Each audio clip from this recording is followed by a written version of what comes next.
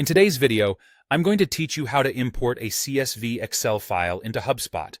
Whether you're transferring an existing database or starting fresh, importing data effectively is crucial for maximizing your CRM's potential. To begin, you'll want to navigate to the HubSpot website. Make sure you're logging into the correct account that you wish to import your contacts into. Once logged in, let's head over to the CRM section. To do this, look for the sidebar that's on your screen. You'll need to hover over this area to reveal more options. Within the sidebar, you should see an option labeled CRM. This is your hub for managing contacts, deals, and other essential business data. Once you've found the CRM section, look below it. You will see a link or button labeled Contacts. Go ahead and click on Contacts. This is where all your existing contact information is stored and where new data will be added once your import is complete. Next, direct your attention to the upper right part of your screen. You should see a button labeled Import. This is your gateway to bringing new data into HubSpot.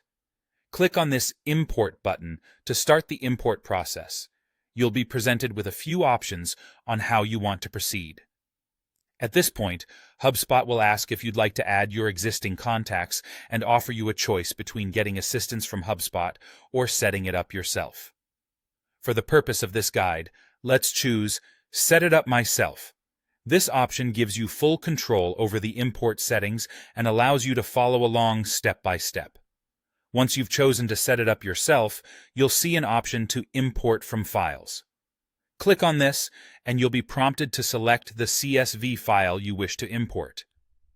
CSV files are a common format for storing tabular data, and they work well with HubSpot's import capabilities.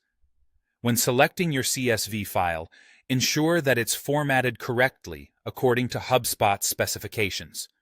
Typically, the first row should contain column headers that identify the type of data, such as name, email, or phone number. Take an extra moment to double-check your file before proceeding.